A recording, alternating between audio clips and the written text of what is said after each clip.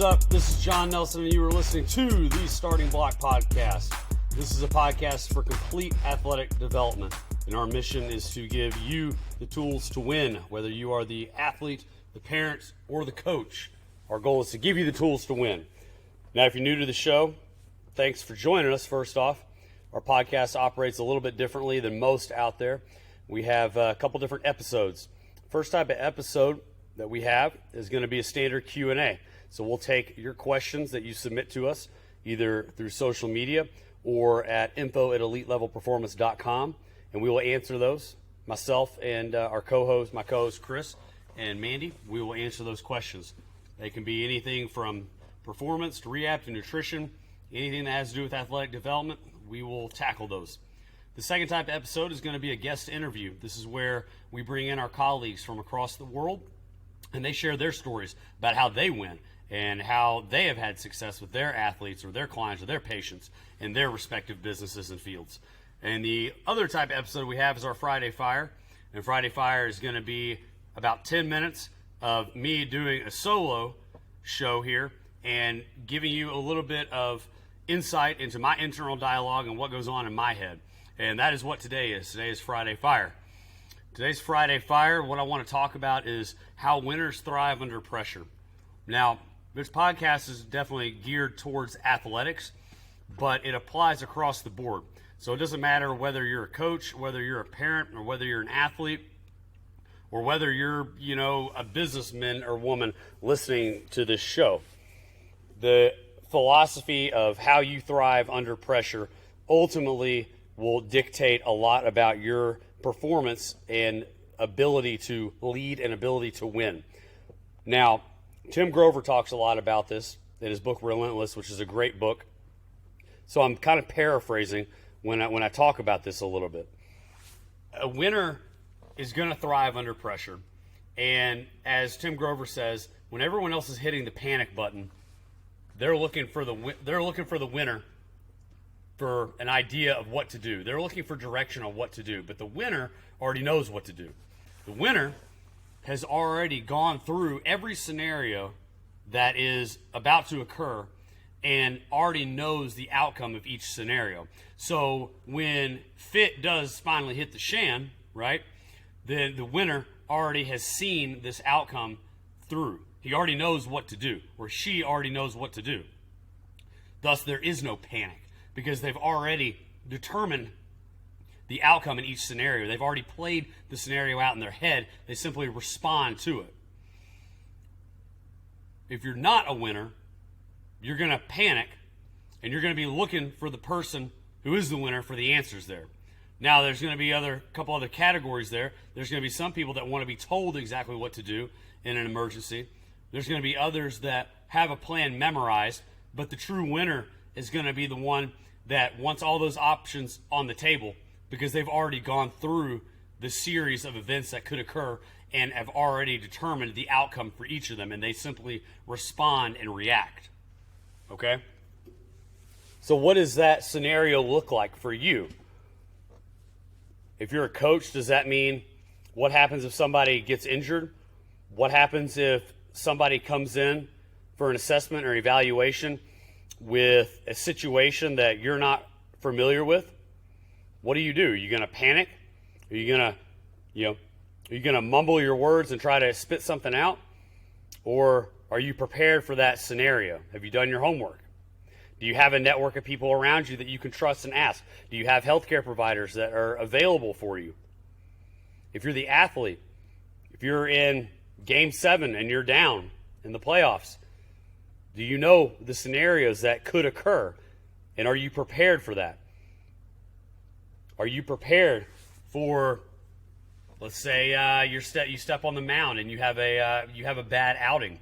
Are you prepared for how to get yourself out of that situation? You see, it all boils down to preparation. Are you prepared for the event? And ultimately, that is what training is doing for you. To tie this back into athletic development, your training is not about how much weight you lift. That's a byproduct of it. Your training is understanding how far you can mentally go. Your training is about understanding how far you can physically go. It's understanding your limits. It's understanding if I am put in this situation, I know what I can and can't do physically, and it's preparing you to do that both physically and mentally. You're training to push through that. You're training to know how to adapt to a scenario where maybe you are up against somebody who is genetically superior, because that will happen. We're not all genetically gifted to be freak athletes. There are going to be times where you step on the field or on the court and you are manned up against somebody who is genetically superior to you. They're bigger, they're faster, they're stronger.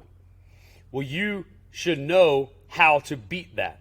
If they're faster than you, you should already know your angles on the court. That should already be done. So you step on the court, you're not panicking. You already know what to do. If you're up to the plate and there's a pitcher there with stuff that you know you can't physically hit because you simply just don't have the skill for that yet, or the speed, or whatever the case may be, that's okay. That's called being a realist and understanding what your limits are. And your training is there to help you figure that out. So you know how to adapt to that situation. You've already prepared for the situation. And too many times in the strength and conditioning field, our coaches, and these coaches want to just push you until you throw up and post a good picture on Instagram and hashtag grind. And you know I hate that stupid phrase. I hate hashtag grind, or we're grinding. No, you're not grinding. You're preparing. Sure, there's a time and place to get strong under a bar. Yeah, absolutely. It matters. Movement matters more, which we talked about with Gary Scheffler in the GOATA interview. Movement matters more. But ultimately, you have to see the outcome in your head. You have to know what you're training for. So I'll give you an example. When I was getting ready to play college ball, okay, most of you guys don't know I got cut my senior year of high school. So we can talk about that another day too, about how that lit this fire deep inside of me. And a lot of winners have that fire too. That's something Tim Grover again talks about. Okay, it's that dark side that they don't want to let out. Right, but I knew I was not the fastest guy on the court all the time. So when I started training, and Elliot put me through stuff, he prepared me for those moments. So when I got to Division II, I made the team. When I got there and I had to face these D2 guys who, I mean, you know, coming out of high school, I was 6'1", 168 pounds. I'm 220 now, so it's a big difference, right? Big dudes, 6'8", 6'9 guys. A lot of D2 guys should have been D1 guys, but they didn't have the grades. So needless to say, what I'm trying to say is those guys were athletes. I was not that good of an athlete. I was okay, probably better than average, but not that level. So when I stepped on that court, I already knew what I could and couldn't do. I'm not going to keep up with this point guard. This dude's way faster than I am. So I had to prepare for it, and I had to know how to take my angles. And I knew that before I even stepped on the court, right? That's what my training was. Elliot would push me through that. He would take me through things where my body was shaking to degrees that I didn't even know I could shake.